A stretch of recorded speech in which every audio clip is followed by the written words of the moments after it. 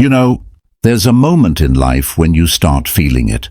That slow, deep ache in your hips when you get out of bed, or that sharp pinch when you stand up after sitting too long. Many seniors think it's just getting old, but the truth is your hips are telling you something important. And if you listen early, you can keep them strong, steady, and pain-free for years to come. So today, let's talk about why hips hurt more after 70, and more importantly, how to protect them. Because no one should lose their freedom to walk, dance, or enjoy a sunny afternoon because of hip pain. Before we begin, please like this video, subscribe and join our senior community, where we share real wisdom, simple health tips, and stories from people just like you. The hips are amazing. They carry us through every step of life, from our first walk as babies to our walks around the block in our 70s. They are the body's strongest joints, but also one of the most overworked. They don't complain loudly until one day they do. After 70, many seniors notice their hips just don't feel the same. It's not your imagination. Science shows that hip cartilage, the smooth tissue that cushions your bones, starts thinning with age.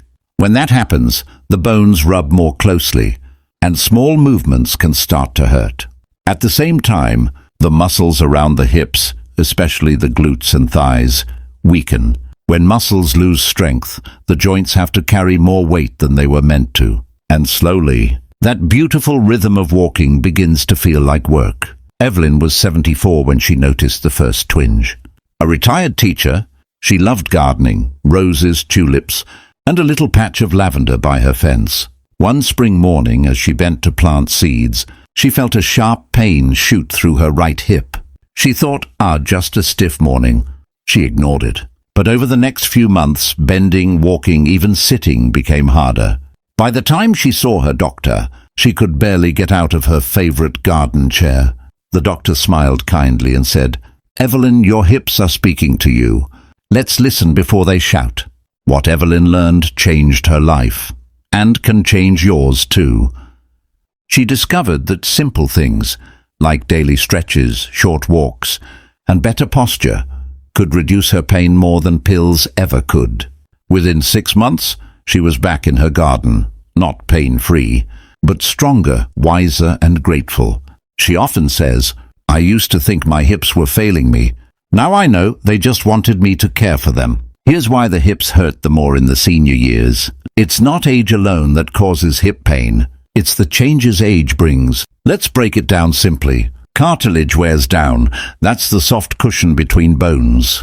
Muscles weakens, especially if we sit a lot. Bone density drops, especially in women after menopause. Balance changes, caused by small missteps that strains joints. Inflammation increases.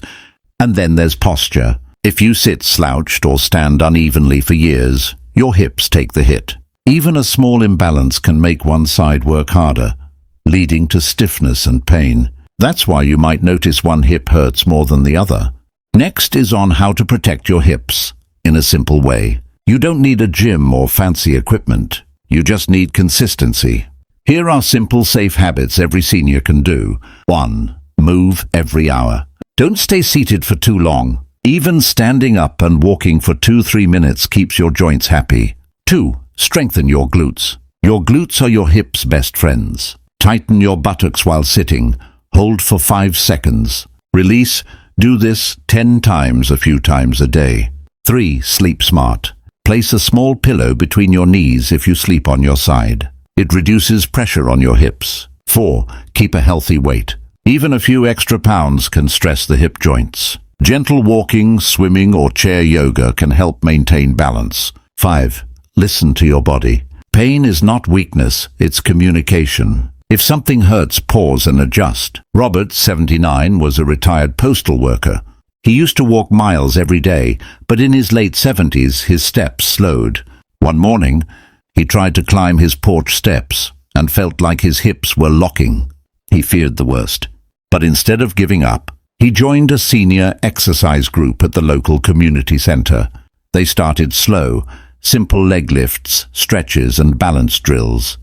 The first week he could barely lift his foot, but 3 months later he walked into that same class, smiling.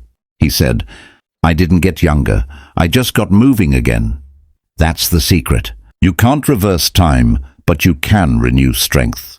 Doctors and therapists say the same thing. Motion is medicine. For seniors over 70, protecting your hips isn't about big workouts. It's about small, daily care. Simple hip circles while brushing your teeth, gentle walks after meals, a stretch before bedtime. These little habits add up to big results. Strong hips mean independence. They mean confidence, walking without fear of falling. They mean freedom, to travel, garden, dance, and enjoy the life you've built. These are emotional side of hip pain in seniors. Many seniors feel sad or frustrated when pain limits what they can do. That's normal. Pain can make you feel old before your time. But remember, you are not broken. You are healing. Every effort counts. When you treat your hips with care, you're not just fixing a joint, you're reclaiming your joy. Let's keep it simple. Keep moving. Even slow steps matter. Stretch daily. It keeps your hips flexible. Strengthen your glutes and thighs. Maintain balance. Good posture is protection. Rest with purpose. A small pillow or warm compress helps. It's never too late to start.